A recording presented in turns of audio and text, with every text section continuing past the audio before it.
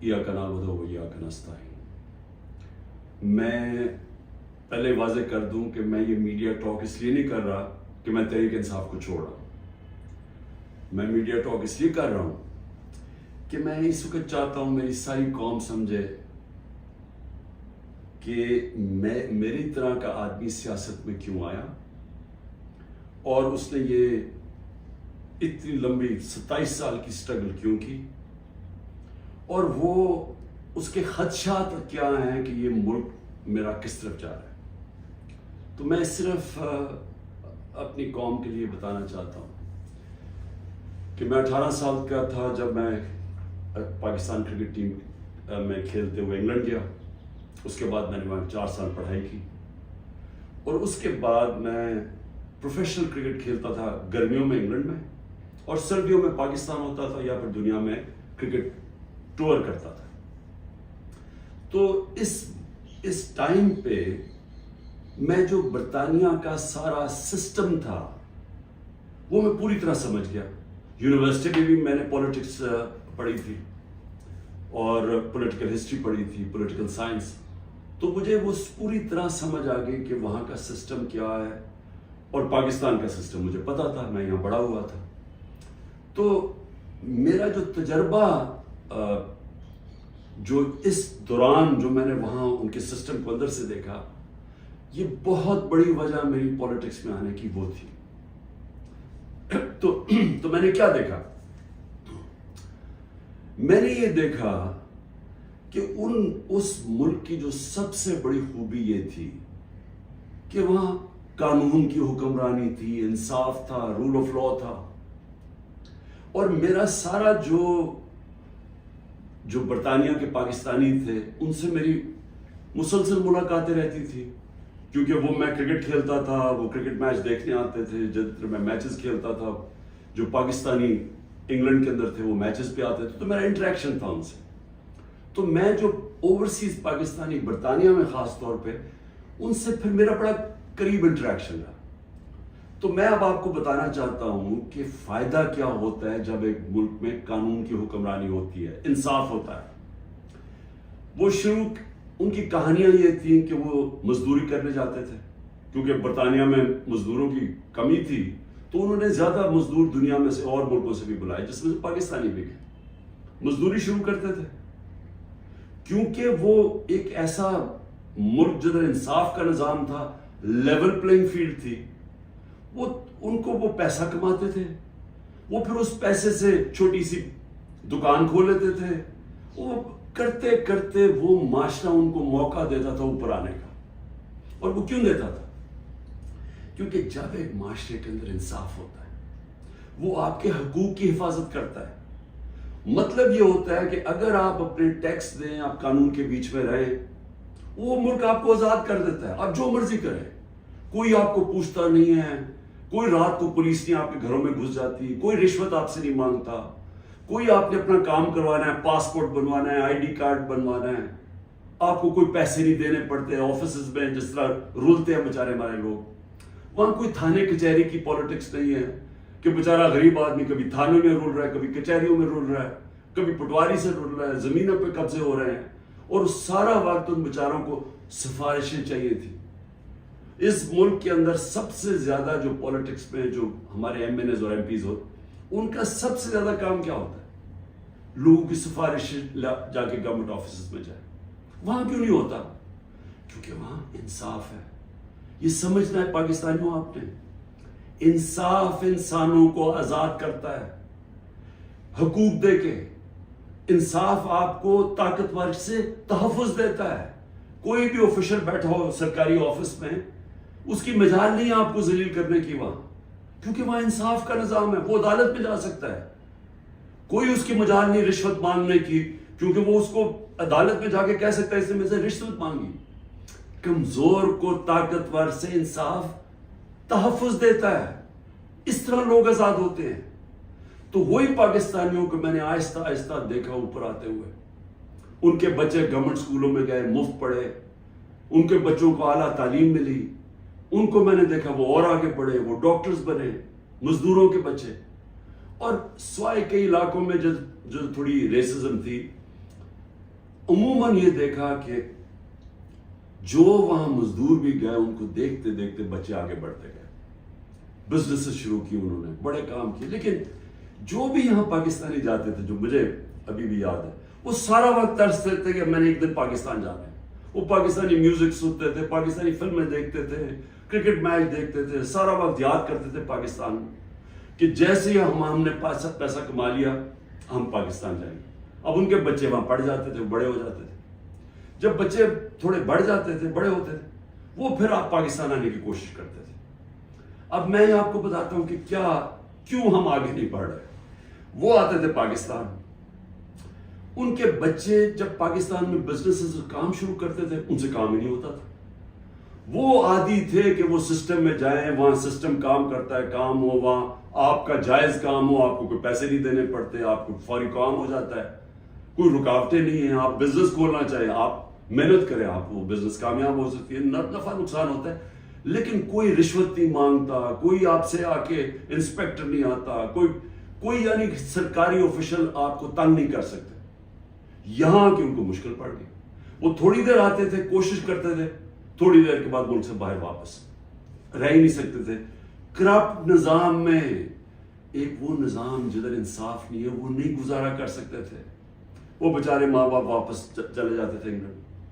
کئیوں کو میں جانتا ہوں، انہوں نے پیسہ اکٹھا کیا، محنت کی، 15-20 سال سرمایہ کاری، اتنا سرمایہ اکٹھا کر کے پاکستان آ کے بزنس کھولی. اس نظام میں ان کی بزنس نہیں چلتی تھی، یہاں رشوتیں دینی پڑتی تھی، یہاں ہر سسٹم یعنی سسٹم میرٹ کو اجازت نہیں دیتا آگے بڑھنے کے لیے، کیونکہ انصاف نہیں ہے. اور وہ یہاں تباہ ہو کے، میں نے دیکھا لوگ یہاں فراڈ ہوئے، ان سے ہر جگہ زمینوں پہ قبضے ہوئے، ان کے گھروں پہ قبضے ہوئے. جب وہ واپس جاتے تھے پیچھے قبضہ ہو جاتا تھا. تو ہوتا کیا تھا، وہ سارے پھر واپس چلے جاتے تھے. اور آخر میں یہ ان کو پتا چلا کہ پاکستان میں ہم بزنس نہیں کر سکتے. اب 1 کروڑ پاکستانی ہے. اب یہ ذرا آپ نے سننا ہے، 1 کروڑ پاکستانی باہر بیٹھا ہے. صرف برطانیہ امریکہ میں جو 16,000 پاکستانی امریکن ڈاکٹرز ہیں، 16,000، ان کی نیٹ ورتھ، جو ان کی ٹوٹل ان کی جو دولت ہے، 16,000، 200 ارب ڈالر ہے. 200 ارب ڈالر ان کی نیٹ ورتھ ہے. جو 10 پاکستانی سب سے امیر ہیں اس وقت امریکہ میں، پاکستانی امریکنز، 25 ارب ان کی نیٹ ورتھ ہے، ڈالرز. صرف جو پاکستانیوں کو یہاں سمجھتے ہیں کہ یہاں حالات اچھے نہیں ہیں، جنہوں نے دبئی میں، اس میں حلال کا بھی پیسہ حرام کا بھی ہے، صرف دبئی میں انہوں نے جو پراپرٹیز لی ہوئی ہیں 20,000 پاکستانیوں نے، وہ 10.4 ارب ڈالر کی پراپرٹیز لی ہوئی ہیں. ہم 6 ارب کے پیچھے، ڈالر کے پیچھے، IMF کے پیچھے بھاگ رہے ہیں.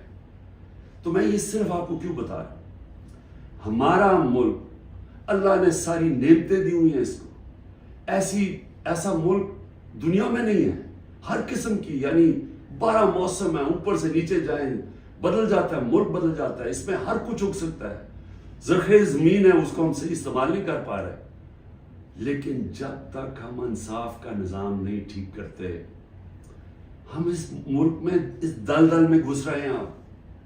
میں اب آپ کو بتاؤں کہ میں نے جب یہ پاکستانیوں سے جو برطانیہ میں تھے، کیونکہ میرا اصل میں کرکٹ کھیلتا تھا، میں نے آپ کو بتایا میرے ان سے رابطہ تھا، تو تب میں نے فیصلہ کیا کہ ہم پاکستان کے اندر جب تک یہاں ایک انصاف کا نظام نہیں آتا، ہمارا ملک آگے نہیں بڑھ سکتا.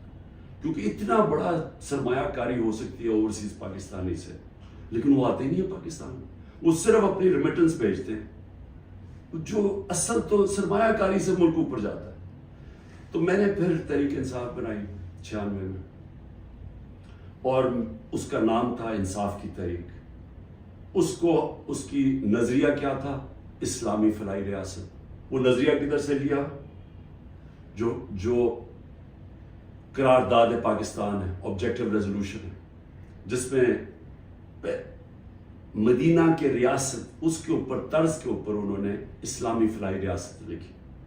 کیونکہ اسلامی فلاحی ریاست ہمیشہ مسلمان مدینہ کی ریاست کی طرف سوچتا ہے، وہ دنیا کی تاریخ کی پہلی فلائی ریاست تھی. ہم نے اس کا وہ آبجیکٹو رکھا کہ یہ ہمارا گول ہے اور میں نے اپنی پارٹی لانچ کر دی. اب میں یہ اس لیے آپ کو بتایا کہ ہمارا جب تک ملک اس چیز کو سمجھتا نہیں ہے کہ ہم نے اس ملک میں قانون کی حکمرانی قائم کرنی ہے، اس کے بغیر پاکستان کا کوئی فیوچر نہیں ہے. اگر ہم یہ نہیں سمجھتے تو ہم یہ جو تباہی کی طرف تیزی سے ہمارا ملک جا رہا ہے، ہم اس کو روک سکتے. میرے پاس ابھی اعداد و شمار ہیں جو اس موجودہ حکومت نے پرنٹ کیے ہیں. میں ابھی آپ کو وہ بتاؤں گا کہ 1 سال میں ہوا کیا ملک میں. لیکن میں نے ایک اور چیز جو کیونکہ میرا برطانیہ کو میں اندر سے باہر سے اس کے معاشرے کو جانتا تھا، اور جب میں کرکٹ کے آخری دنوں میں میرا سفر شروع ہو گیا، میرے دین کی طرف بھی اسلام کی طرف بھی میں نے پڑھنا شروع کر دیا اور میرا سفر شروع ہو گیا، تو میں نے اس نتیجے پہ مجھے پہلی دفعہ سمجھ آئی کہ جو مدینہ کی ریاست جو میرے نبی صلی اللہ علیہ وسلم کی سنت ہے، کیوں اللہ ہمیں حکم کرتا ہے کہ ان کے راستے پہ چلو؟ کیونکہ اللہ نے نبی صلی اللہ علیہ وسلم کو رحمت للعالمین کا خطاب دیا ہوا ہے، سب انسانوں کے لیے رحمت بن کے آئے تھے. اس کا مطلب کوئی بھی انسانی معاشرہ اس مدینہ کے ریاست کے اصولوں پہ چلے گا، وہ اوپر آ جائے گا، ادھر خوشحال ہو، اللہ کی برکت آ جائے گی. آج آپ صرف یہ دیکھ لیں کہ مدینہ کی ریاست کن اصولوں پہ کھڑی ہوئی تھی. سب سے پہلے عدل اور انصاف. عدل اور انصاف کا مطلب یہ حقوق، انسانی حقوق. ہر انسان کے جب اس کو حقوق ملتے ہیں وہ آزاد ہو جاتا ہے، اس کو طاقتور سے تحفظ مل جاتا ہے. اور انسانوں کو حقوق دے کے پھر فلاحی ریاست بنائی کہ ایک ریاست میں انسانیت کا نظام، کہ ایک ریاست کمزور کا ذمہ داری لے اپنے کمزور طبقے کی، غریب کی، بیواؤں کی، معذوروں کی، یتیموں کی، بوڑھوں کی. پینشنز نکلی مدینہ کی ریاست میں، یہ پہلی دفعہ ہوا تھا.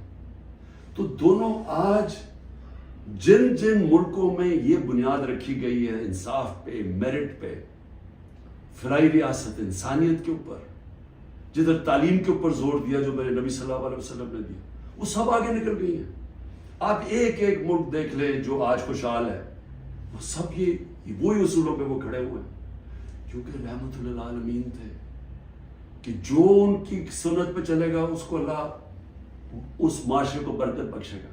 اب ہم پاکستان پہ آتے ہیں، موجودہ پاکستان میں دیکھیں جو اس وقت پاکستان میں ہو رہا ہے نا، یہ ہر چیز جس کے لیے، ہر وہ اصول جس کے اوپر پاکستان بنا تھا، آج اس کی نفی ہو رہی ہے.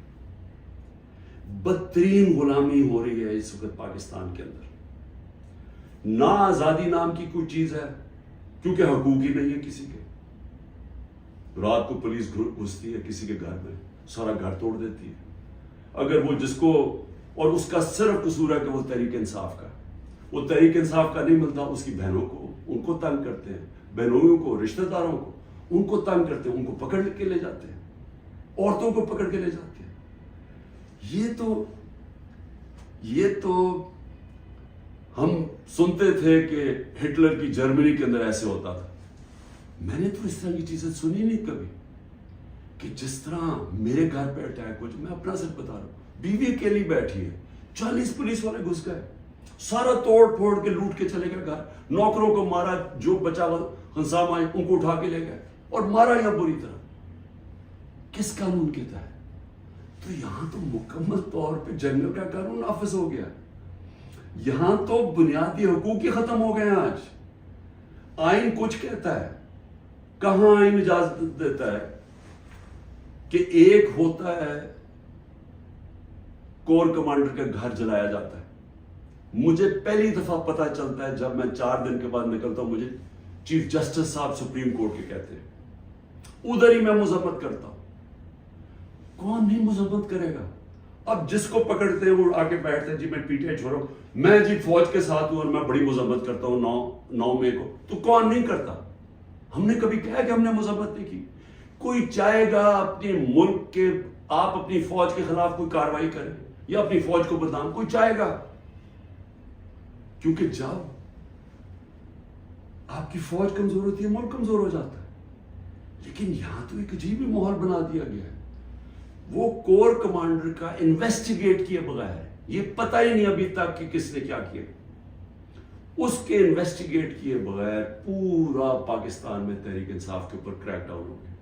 اچھا جی کتنی جگہ چلی تھی مجھے تو یہ بھی نہیں پتا, کور کمانڈر کا تو ہمیں پتا ہے, اور گاڑیاں کو ہمیں خود, ہمارے پاس تصویریں ہیں کہ پولیس خود گاڑیاں چلا رہی ہے, کہ ہمارے سامنے وہ ریڈیو پاکستان پشاور کیسے جل گیا, وہ مظاہرہ تو کہیں اور ہو رہا تھا, وہ ایک دم وہ جل گیا.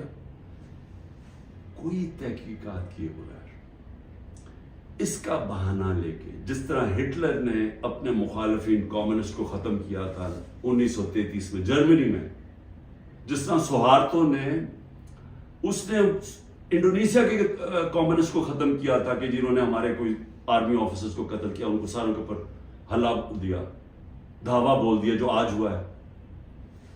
تحریک انصاف جدھر ملتی ہے, بھئی کراچی والوں کا کیا کور کمانڈر سے تھا, باقی پاکستان میں تھا, چلے لاہور میں ہم مانا سے ہو گیا, وہ اس پہ بھی تحقیقات کیے بغیر, اچھا چلیے آپ کو بڑا غصہ ہے تو باقی جگہ کیوں پکڑ رہے ہیں ساری جگہ.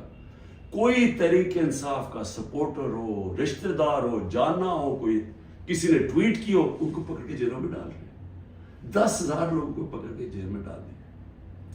اور اب یہ جبری طلاقیں ہو رہی ہیں, وہ آتے ہیں بیٹھتے ہیں, جی میں دیکھیں جی میں تو بڑا فوج کے ساتھ ہوں, میں تو بڑا یہ 9 میں جو ہوا بہت برا ہوا, اور میں تو تحریک انصاف چھوڑا.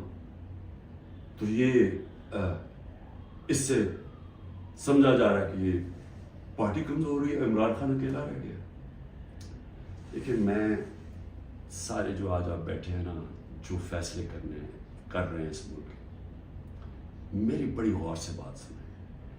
میں یہ جو آپ کے سامنے آیا ہوں, یہ کبھی جب میں کوشش کرتا ہوں کہ ڈائلاگ کی بات کرو, ہمارے سے کوئی بات چیت تو کر لے, ہم یہ بات کر کے مسئلے حل کر دیں, جس دن میں یہ کرتا ہوں اگلے دن اور سختی شروع ہو جاتی ہے, 2-3 اور FIR کاٹ دیتے ہیں, گھر میں آ جاتی ہے پولیس, کیونکہ سمجھتے یعنی کوئی ایک عجیب ذہن بیٹھے ہوئے, وہ سمجھتے ہیں کہ جو ڈائلاگ کرنا چاہ رہا ہو وہ اب اس کے گھٹنے کانپنے شروع ہو گئے ہیں, تو اس لیے آ کے اس کے اوپر تھوڑی اور سختی کرو تو بالکل بیٹھ جائے گا.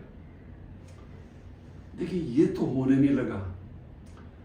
میں پھر سے آپ کو کہہ دوں کہ جب تک میرے میں سانس ہے, میں اس ملک کی حقیقی آزادی کے لیے تب تک پوری جدوجہد کرتا رہوں گا جب تک میں زندہ ہوں. لیکن مجھے اس وقت پاکستان کا خطرہ ہے, مجھے اپنی ملک کی فکر پڑ گئی ہے, اور جو لوگ مل کے یہ سب کچھ کر رہے ہیں ان کو ملک کی فکر کیوں نہیں ہے, کیوں آج ہم مجھے یا نہیں. 308 روپے کا ہو گیا ڈالر اوپن مارکیٹ میں. جب ڈالر 308 روپے کا اوپن مارکیٹ میں ہو جائے تو خطرے کی گھنٹیاں بج جانی چاہیے کہ اب جا رہا ہے پاکستان اس جس کو ہائپر انفلیشن کہتے ہیں, یہ اس مہنگائی کی طرف جا رہا ہے. سارا بزنس ٹھپ, انڈسٹری ٹھپ. ابھی میں آپ کو اس حکومت کے اعداد و شمار بتاؤں گا. تو ان کو کیوں نہیں فکر, یہ PDM والوں کو, ان کے پیسے باہر پڑے ہیں, ان کا اربوں ڈالر اس ملک سے باہر پڑا ہے. ان کو کوئی فرق نہیں پڑ رہا کہ اس ملک کے اندر لوگوں کی $130 کم ہو. 130 روپیہ گرا ہے ڈالر کے مقابلے میں صرف جب سے ہم گئے. تو ان کو نہیں فکر پڑ رہی. وہاں لندن میں بیٹھ کے عاشیاں, بڑے بڑی گاڑیاں, بڑے بڑے ریسٹورنٹس میں بیٹھے ہوئے ہیں, شاپنگ ہو رہی ہے ہیرڈز میں, کیونکہ ڈالرز میں یا چوری کر کے پیسہ وہاں لے گئے. فکر ہر اس پاکستانی کو ہونی چاہیے جس کا جینا مرنا پاکستان میں ہے. میرے عمران خان کو جی ECL پہ ڈال دیا. شکر کو میں تو آپ کا شکریہ ادا کرتا ہوں. میں تو جانے نہیں چاہتا ملک سے باہر, کیونکہ میں نے کوئی باہر میرے پیسے بینک اکاؤنٹس کچھ نہیں پڑے ہوئے. مجھے تو یہ ملک سے پیار ہے. تو اس لیے ECL ان کو فرق پڑتا ہے جنہوں نے جائیداد ڈالرز میں رکھی ہوئی ہیں باہر, اور ان کو کوئی فرق نہیں پڑ رہا کہ ملک تباہی کی طرف جا رہے ہیں. ذرا آپ یہ صرف دیکھ لیں کہ جب ایک آدمی نے بند کمرے میں فیصلہ کیا کہ جناب عمران خان بہت ملک کے لیے تباہی کر رہا ہے اور میں اس کو بدل رہا ہے, اور اس نے جب گورنمنٹ گرائی, تو ذرا صرف میں اب آپ کو اس حکومت کے اعداد و شمار, ہمارے پاس جو فورن ایکسچینج ریزروز تھے, یاد رکھیں روپیہ مضبوط رہتا ہے جب آپ کے ریزروز اوپر ہو. 16.2 ارب ڈالر آج وہ ہیں 4.5 ارب ڈالر. منفی 72% ہمارا فورن ایکسچینج گرا. ایکسپورٹس 13% گری ہے. ریمیٹنسز جو باہر سے پاکستانی ڈالر بھیجتے تھے وہ 13% گرے. یاد رکھیں یہ ہر سال ہمارے بڑھتے جا رہے تھے. ہر سال پچھلے سال سے زیادہ ہوتی تھی ہماری ایکسپورٹس بھی, ریمیٹنسز بھی, ڈالر زیادہ آ رہا تھا. اب جب سے یہ آئے ہیں 13% دونوں نیچے چلے گئی ہے بجائے اوپر جانے کے. اس کا مطلب ڈالر کم آ رہے ہیں پاکستان میں, قرضے بڑھتے جا رہے ہیں, ڈالر کم آ رہے ہیں اور ہم نے قسطیں بھی دینی. ٹیکسٹائل ایکسپورٹ جو ہماری سب سے بڑی ایکسپورٹ ہے منفی 14% گر چکی ہے. انٹرسٹ ریٹ, اب بزنس کام کون کرے گا؟ ہم جب تھے 9.8 تھا, آج 21% ہے ہمارا سود.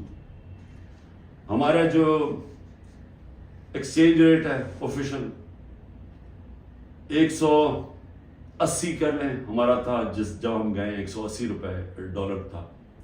آج 287 روپے ڈالر آفیشل ریٹ ہے اور 308 پہ پہنچ گیا ہے اوپن مارکیٹ میں. مہنگائی کے اوپر بڑا شور مچا تھا. 12.7% تھی ہماری کنزیومر پرائس انڈیکس. مہنگائی کی دو ہوتی ہیں قسمیں. ایک جس کو کہتے ہیں کنزیومر پرائس انڈیکس جو سی پی آئی ہوتی ہے, وہ 12.7 تھی. آج 36.4% ہے. پاکستان کی تاریخ کی سب سے بڑی مہنگائی. لیکن اس سے زیادہ خطرناک جو سینسٹیو پرائس انڈیکس ہے وہ 14.2 ہمارے دور میں تھی. آج وہ پاکستان میں 42.1% ہے. پٹرول, یاد رکھیں ہمارے دور میں پٹرول 110 سے 115 لیٹر 110 سے 115 ڈالر پہ بیرل گئی تھی. آج وہ 70-80 کے بیچ میں ہے, یعنی ادھر سے آ کے. ہمارے دور میں 150 روپے لیٹر پیٹرول تھا, 145 روپے لیٹر ڈیزل تھا. آج ڈیزل پہنچ گیا 260 روپے اور پیٹرول پہنچ گیا 270 روپے. جب پیٹرول مارکیٹ میں نیچے, انٹرنیشنل تیل نیچے چلا گیا تو یہ آپ ذرا دیکھیں تقریباً 100 روپے اوپر گیا. آٹا جو ہر آدمی کو افیکٹ کرتا ہے, ہمارے دور میں 55 روپے تھا کے جی, آج وہ پہنچ گیا 136 روپے کے جی. 130% کا اضافہ ہوا اس میں اور یہ عام آدمی کو سب سے زیادہ تکلیف دے رہی ہے. چاول 103 روپے کے جی تھا, آج 202 روپے کے جی ہے. 95% ہمارا چاول کی قیمت بڑھی ہے. یہ بھی عام آدمی کا. گھی انٹرنیشنل مارکیٹ میں جو پام آئل ہم امپورٹ کرتے ہیں وہ آدھا ہو گیا ہے. آج ہمارے دور میں 468 روپے کے جی تھا, آج 603 روپے کے جی ہے, جبکہ آدھا ہو گیا انٹرنیشنل مارکیٹ میں. اور دودھ 117 روپے لیٹر تھا, آج 170 روپے لیٹر. میں اور بھی آپ کو بتا دوں کہ جس سے آپ کی دولت میں اضافہ ہوتا ہے, ہماری جو گروتھ ریٹ تھی, یعنی جس ریٹ پہ ہماری دولت میں اضافہ ہو رہا تھا, جس کو جی ڈی پی کہتے ہیں, جی ڈی پی میں اضافہ, وہ 6.1% تھی. آج وہ چلی گئی ہے منفی 0.2%. 0.2% پہ چلی گئی. انڈسٹریز, ہماری اوور آل انڈسٹری 6.8% پہ بڑھ رہی تھی, آج وہ -2.9% پہ چلی گئی. یعنی جس سے آپ کے ملک میں دولت بنتی ہے, جس سے آپ ٹیکسز بڑھتے ہیں, جس سے آپ روزگار دیتے ہیں, وہ انڈسٹری جو زیادہ تر انڈسٹریز وہ -2.9 پہ پہنچ گئی ہیں. اور جو لارج اسکیل مینوفیکچرنگ ہے جس سے سب سے زیادہ دولت میں اضافہ ہوتا ہے, وہ ہمارے دور میں 11.9% پہ بڑھ رہی تھی, وہ آج منفی 7.9% پہ چلی گئی, تقریباً 8% منفی پہ چلی گئی. جو کنسٹرکشن ہے جس سے سب سے زیادہ نوکریاں ملتی ہیں, وہ 1.9% پہ بڑھ رہا تھا ہمارے دور پہ, آج وہ -5.5% پہ چلی گئی. اور پھر کاٹن, کیونکہ ہمارا سب سے زیادہ جو کپڑا بناتے ہیں ہم, اس سے ہمارا اضافہ بھی ہوتا ہے, نوکریاں بھی ملتی ہیں, ایکسپورٹس بھی بڑھتی ہیں. وہ 9.2% پہ بڑھ رہی تھی, آج وہ -23% پہ پہنچ گئی ہے, یعنی کہ بند ہو رہی ہے انڈسٹری. میں یہ آپ کو یہ صرف فگر اس لیے دے رہا ہوں اور جو بھی ہمارے اس ملک میں فیصلے کر رہے ہیں، میں اس لیے آپ کو کہہ رہا ہوں کہ یہ ملک تباہی کی طرف جا رہا ہے. ان کے پاس کوئی روڈ میپ نہیں ہے. جتنا ٹائم دے رہے ہیں یہ ملک نیچے جاتا جا رہا ہے. جن لوگوں کے پاس ڈالرز میں باہر پیسے نہیں رکھے ہوئے ان سب کے لیے تباہی آئی ہوئی ہے. سارا تنخواہ دار طبقہ آج تکلیف میں ہے. جس کے پاس سیلریز ہیں ان کا اگر 100 روپیہ سال پہلے اگر 100 روپیہ چیزیں خریدا تھا وہ 50 روپے رہ گئے. تو یہ تو ایک عذاب آنے والا ہے. اور ابھی یہ جو روپیہ گر رہا ہے کیونکہ ان کے پاس جب آپ کیسے آپ نے قرضے دینے آپ اگلے مہینے قرضوں کی قسطیں دینی ہے. جب آپ کی دولت میں اضافہ نہیں ہو رہا، جب ڈالرز ہی نہیں بڑھ رہا ہے، جب آپ کی انڈسٹری بند ہو رہی ہے، جب آج کسانوں کے پاس وہ پیسہ ہی نہیں رہا کیونکہ وہ اتنی مہنگائی ہو گئی ہے کہ اس کے پاس پیسہ نہیں بچتا اپنی زمین پہ لگانے کے لیے، تو وہ اس کی ظاہر ہے اس کی پیداوار گرنی شروع ہو جائے گی. تو ہم نے کدھر سے قرضے واپس کرنے؟ ہم آج پاکستان میں ہمیں یہ سمجھنا چاہیے کہ ہم اگر اس وقت اس کو ہم ٹھیک نہیں کرتے یہ سب کے ہاتھ سے نکلنے والی ہے. دیکھیں معاشرہ کنٹرول سے باہر بھی نکل جاتا ہے. سری لنکا میں اس سے کم حالات تھے جبکہ لوگ سڑکوں کے اوپر آ گئے. ابھی تک لوگ سڑکوں پہ کیوں نہیں آ رہے؟ کیونکہ انہوں نے الیکشن پہ کی امید لگائی ہوئی ہے کہ ہم جو ہمارے سے ہوا ہے وہ اندر گھروں میں بیٹھ کے تپے ہوئے ہیں کہ جب الیکشن آئے گا تو ہم ان کو سبق سکھائیں گے. تو یہاں تو الیکشن کروانے کا کوئی پلان ہی نہیں ہے. یہاں تو الیکشن کا تب پلان ہے جب عمران خان کو کرش کیا جائے گا، اور وہ کرش کیا جا رہا ہے. یعنی یہ جو ہمارے اوپر جس طرح کا جبر ہو رہا ہے اور جس طرح کا یہ ظلم ہو رہا ہے تو یہ تو کبھی ہوا ہی نہیں ہے پاکستان میں کسی پارٹی سے. اور یہ اس کے پیچھے یہ سوچ ہے کہ جب یہ کرش ہو جائے گی پارٹی تب ہم الیکشن کروا دیں گے. دیکھیں کیونکہ میں بڑا ہوں، میں نے ایسٹ پاکستان مجھے یاد ہے. میں بار بار لوگوں کو بتاتا ہوں کہ آخری فلائٹ میری آئی تھی ڈھاکہ سے، میں انڈر 19 کا میچ کھیلنے گیا تھا. اس کے بعد آپریشن شروع ہو گیا تھا اپریل 71 میں. دیکھیں ہوا کیا تھا اس پاکستان میں، یہ پھر سے یاد رکھیں، تاریخ سے سیکھنا چاہیے. ذوالفقار علی بھٹو نے 81 سیٹیں جیتی پاکستان میں 138 میں سے، اور کہا تھا ذوالفقار علی بھٹو کا انقلاب آ گیا تھا، اور واقعی انقلاب تھا، روٹی کپڑا مکان کا انقلاب آیا تھا. لیکن 138 میں سے ذوالفقار علی بھٹو نے 81 سیٹیں جیتی. اور اس نے جو نعرہ تھا کہ میں پہلی دفعہ عوام کا نام لیا. پہلے تو عوام کا نام ہمیں پتہ نہیں عوام کیا ہوتی ہے کیونکہ پہلے تو اور قسم کی سیاست تھی. تو اس نے ایک ذہنوں میں انقلاب لے کے پہلی دفعہ عوام کی بات کی. لیکن مجیب الرحمان 162 سیٹیں تھی ایسٹ پاکستان میں، اس نے 160 جیتی، صرف 2 سیٹیں ہاری اس نے. تو وہ کیا کہہ رہا تھا؟ وہ انصاف کہہ رہا تھا کہ ہمارے سے انصاف نہیں ہو رہا، ہمارے حقوق نہیں مل رہے، ایسٹ پاکستان کو کالونی کی طرح رکھا جا رہا ہے، ہمیں سیکنڈ کلاس شہریوں کی طرح رکھا جا رہا ہے. اور وہ انصاف مانگ رہا تھا، حقوق مانگ رہا تھا، وہ آزادی نہیں مانگ رہا تھا. جب ہم نے آپریشن شروع کیا تو وہ پھر حقوق سے آزادی کی طرف چلا گیا. وہ بات کرنے کے لیے بھی تیار تھا. اور مجھے ابھی بھی یاد ہے جب ہمارا ملک ٹوٹا تھا، میں انگلینڈ میں تھا، پڑھ رہا تھا، تو جو دھچکا ہم سب کو لگا تھا، یعنی ہم ہل کے رہ گئے تھے. پھر لوگوں نے اپنے دل بلائے، نہیں جی اس پاکستان تو بڑا غریب ملک تھا، ہمارے اوپر بوجھ تھا، وہاں سائیکلون آتا تھا تو ہمیں ان کو پیسے دینے پڑتے تھے، اس طرح کی باتیں کی. آج بنگلہ دیش ہمارے سے آگے نکل گیا ہے. اور میں آج آپ کو یہ بتا دوں کہ یہ جو ایسٹ پاکستان سے سبق سیکھنا ہے وہ یہ کہ جب ایک قوم آزادی کا فیصلہ کر لے اور اپنے حقوق کے لیے، حقوق کا ہوتا کیا ہے؟ آپ کو انصاف ملتا ہے، انصاف آپ کو حقوق دیتے ہیں، حقوق آپ کو طاقتور سے کمزور کی تحفظ دیتا ہے. جب تحفظ ملتا ہے وہ آزاد ہو جاتا ہے، اس کو لیول پلینگ فیلڈ مل جاتی ہے، اس ملک میں خوشحالی آ جاتی ہے. کیونکہ وہ پھر زیادہ تر بڑی بزنسز تو نہیں ہیں پاکستان میں، جو میں بتا رہا ہوں اوورسیز پاکستانی کیوں نہیں آتا، وہ زیادہ تر چھوٹی بزنسز ہیں. چھوٹی بزنس پاکستان میں چل نہیں سکتی. کیونکہ ان کے پاس اتنی طاقت نہیں ہوتی رشوت دینے کی، ان کے پاس اتنا ٹائم نہیں ہوتا کہ وہ آفیسز کے چکر لگائیں، وہاں ان کو وہ ڈیلے صرف اس لیے کریں جب تک آپ رشوت نہیں دیتے، تو وہ چلے جاتے ہیں واپس۔ تو چھوٹی بزنس جو اسمال اور میڈیم صنعت ہوتی ہے وہ ایک ریڑھ کی ہڈی ہوتی ہے ملک کی، اصل تو روزگار وہ دیتا ہے، ساری دنیا میں اسمال اور میڈیم انڈسٹری دیتی ہے، یہاں وہ چلنے نہیں دیتے کیونکہ یہاں ایک سسٹم بڑا کرپٹ ہے، کیونکہ یہاں انصاف نہیں ہے۔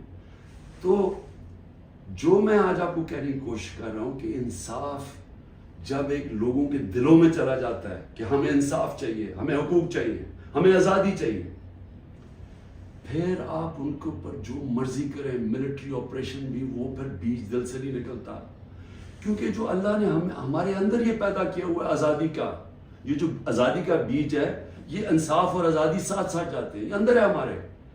اور اس نے جب لا الہ الا اللہ کہتا ہے، ہم اسے وعدہ کرتے ہیں، وہ ہمیں آزاد کرنا چاہتا ہے اللہ، کیونکہ صرف آزاد لوگ اوپر جا سکتے ہیں۔ تو جب لوگوں کا دل میں آزادی کا جذبہ آ جاتا ہے، وہ پھر یہ جبری طلاقوں سے، یہ پکڑ دھکڑ کر کے، یہ مار پیٹ کے، یہ خوف کر کے، اس سے یہ جاتا نہیں ہے، پھر یہ نفرتیں بڑھ جاتی ہیں، یہ اور زیادہ غصہ بڑھ جاتا ہے، یہ کہیں جانے نہیں لگا۔ یہ جو مرضی آپ کریں کہ ہر روز بیٹھ کے جی مجھے تو فوج سے بڑا پیار ہے اور 9 مئی کو بڑا برا کیا گیا اور میں چھوڑا پارٹی، تو کیا اس سے پارٹی، کیا لوگ بیوقوف ہیں؟ کیا لوگوں کو نہیں سمجھ آ رہی کیا ہو رہا ہے؟ تو میں آخر میں یہ کہنا چاہتا ہوں، دیکھیں یہ پاکستان کی اس وقت جنگ ہے، یہ تحریک انصاف کو ختم کرتے کرتے پاکستان کو تباہ نہ کریں۔ یہ اگر اس وقت ہم نے سٹیپس نہ لیے، قدم نہ اٹھایا، یہ ادھر چلا جائے گا، کوئی بھی نہیں کچھ کر سکے گا۔ سارا تنخواہ دار طبقہ تھوڑی دیر میں کھڑا ہو جائے گا، جب ان کے گھر میں چولہے نہیں ڈلیں گے، جب ان کی دیکھتے جائیں گے کہ ان کے پیسے کو خریدار کم ہوتی جا رہی ہے، جب وہاں عورتیں ہیں، ان کو پتا ہے کہ جو کچن چلاتی ہیں کہ کیا ہو رہا ہے آج ان کے ساتھ، وہ میں نے آپ کو بتایا سینسٹیو پرائس انڈیکس جو کہ کھانے پینے کی چیزوں کا ہے، وہ 42% پہ ہے۔ تو جب یہ حالات ایسے ہو جائیں پھر ایک معاشرہ پھٹ جاتا ہے۔ تو میں اس لیے بات چیت کی بات کر رہا ہوں کہ یہ ٹائم ہے، یہ ملک ٹھیک تب ہوگا جب اس سارے ملک کے ادارے اکٹھے بیٹھیں اور ملک کی سب سے بڑی ایک ہی جماعت جو فیڈرل پارٹی ہے پاکستان کی، وہ سب اکٹھے بیٹھیں اور وہ بیٹھ کے اس مسئلے کا حل نکالیں۔ یہ ڈنڈے مار کے مسئلے کا حل نہیں ہونے لگا، یہ جو بھی کریں گے، میں تو بیٹھا ہوں کہ ہر روز میں انتظار کرتا ہوں کہ کس دن پکڑنے آئیں گے، میں تو تیار ہوں اس کے لیے، اس سے مسئلہ نہیں حل ہونے لگا۔ اس کی سلوشن اس میں ڈنڈے مارنے میں نہیں ہے اور ظلم کرنے میں۔ اگر یہ ہوتی تو اس پاکستان نہ علیحدہ ہوتا۔ اس کا مسئلہ اس ملک میں قانون کی حکمرانی قائم کرنا ہے، ادارے مضبوط کرنا ہے، سارے اداروں کو اپنے آئینی رول کے اندر فنکشن کرنا ہے، لوگوں کو آزاد کرنا ہے، ان کو حقوق دے کے۔ کبھی اس ملک میں نہیں ہونا چاہیے کہ لوگ گھروں میں بیٹھے اور رات عورتیں نہ پرواہ چادر نہ چادر والی لوگ آئے گھر توڑ کے چلے گئے اور کوئی پوچھنے والا نہیں ہے، اور انہیں پتا کیونکہ وہ طاقتور ہے، کوئی پوچھے گا ہی نہیں۔ عدالتوں سے سارا خوف چلا گیا، عدالتیں جا کے فیصلہ کرتی ہیں، عمران ریاض کو لے کے آؤ، وہ ابھی تک پتہ ہی نہیں ہے وہ کدھر چلا گیا۔ اور جس طرح کے تشدد میں ڈنڈے مارنے میں نہیں ہے اور ظلم کرنے میں، اگر یہ ہوتی تو اس پاکستان نہ علیحدہ ہوتا۔ اس کا مسئلہ اس ملک میں قانون کی حکمرانی قائم کرنا ہے، ادارے مضبوط کرنا ہے، سارے اداروں کو اپنے آئینی رول کے اندر فنکشن کرنا ہے، لوگوں کو آزاد کرنا ہے، ان کو حقوق دے کے۔ کبھی اس ملک میں نہیں ہونا چاہیے کہ لوگ گھروں میں بیٹھے اور رات عورتیں نہ پرواہ چادر نہ چادر والی لوگ آئے گھر توڑ کے چلے گئے اور کوئی پوچھنے والا نہیں ہے، اور انہیں پتا کیونکہ وہ طاقتور ہے، کوئی پوچھے گا ہی نہیں۔ عدالتوں سے سارا خوف چلا گیا، عدالتیں جا کے فیصلہ کرتی ہیں، عمران ریاض کو لے کے آؤ، وہ ابھی تک پتہ ہی نہیں ہے وہ کدھر چلا گیا۔ اور جس طرح کے تشدد کی میں نے کہانیاں سنی ہیں کہ جو باہر نکلتے ہیں، کئی لوگوں کو، سب کو نہیں کیا، کئیوں کو تو برے حالات میں رکھا ہے کہ اتنے چھوٹے سے دڑبوں کے اندر لوگوں کو بند کیا ہوا ہے، لیکن کئیوں پہ تشدد کیا۔ تو میں یہ سوال پوچھتا ہوں کہ ہماری جب عدلیہ کی بات، ان کی ورڈکٹ نہیں مانے جائیں گے، عدلیہ کہتی ہے الیکشن کرواؤ آئین کے مطابق، وہ الیکشن ہی گورنمنٹ کرواتی، تو تو یہ ملک تو تباہی کی طرف چلا گیا نا، بنانا ریپبلک بن گیا. یہ ملک تو وہ جنگل کا قانون آ گیا آج پاکستان میں. تو میں اس کی آخر میں اپیل کرتا ہوں کہ بات چیت کرنی چاہیے فوری طور پہ. جو یہ کیا جا رہا ہے یہ کوئی حل نہیں ہے، اور اس کو یہ نہ سمجھیں کہ عمران خان کی کمزوری ہے، کیونکہ جب میں یہ بات چیت کی بات کرتا ہوں اور سختی آ جاتی ہے، باہر پولیس پہنچ جاتی ہے، وارنٹ نکلاتے ہیں. یہ مجھے اس سے کوئی فرق نہیں پڑتا. مجھے اپنی ملک کی اس وقت فکر پڑی ہوئی ہے، اور آپ سب کو بھی فکر ہونی چاہیے کہ یہ جو میں نے آپ کو بتایا ہے، آج اگر 308 روپے کا اوپن مارکیٹ میں ڈالر مل رہا ہے تو سمجھ جائیں کہ پاکستان ادھر اب پہنچ جائے گا جدھر سارے لوگوں نے ڈالر خریدنا ہے، کسی نے سرمایہ کاری نہیں کرنی. باہر سے اوورسیز پاکستانی ریمیٹنسز انہوں نے لیگل چینل سے نہیں بھیجنا، کیونکہ اتنا فرق پڑ گیا اوپن مارکیٹ اور آفیشل ریٹ کے اندر. تو یہ تو ملک تو جا رہا ہے نیچے. تو اس لیے میں پھر آخر میں اپنی ساری قوم کو کہتا ہوں کہ آپ سب صبر کریں، اپنی پارٹی کو کہتا ہوں صبر کریں. یہ جو کیا جا رہا ہے آپ سے کہ کن پٹی پہ بندوق رکھ کے جی میں پی ٹی آئی چھوڑ رہا ہوں، کوئی فکر نہ کریں. کبھی کوئی پارٹی سے نہیں ختم ہوگی. پارٹی تو ختم ہوتی ہے جب نظریہ ختم ہو جاتا ہے. آج آپ کے سامنے پی ڈی ایم کی جماعتیں ہیں، پوری اسٹیبلشمنٹ کی مدد کر رہی ہے. الیکشن کمیشن ان کے ساتھ ملی ہوئی ہے، انتظامیہ ساری ان کے ساتھ ملی ہوئی ہے. کیوں یہ الیکشن سے ڈر رہے ہیں؟ سارا تو آپ کے پاس امپائرنگ بھی اپنے ہیں، پھر بھی ڈر رہے ہیں کہ جی عمران خان کو پہلے ختم کرو پھر الیکشن لڑیں گے، کیونکہ ان کا ووٹ بینک ختم ہو گیا ہے. پی ٹی آئی کا ووٹ بینک بڑھتا جا رہا ہے. جتنا یہ ظلم کر رہے ہیں اور زیادہ پبلک ہمارے ساتھ کھڑی ہو رہی ہے. اور انشاءاللہ جب بھی الیکشن ہوگا آپ کے سامنے آ جائے گا رزلٹ. شکریہ.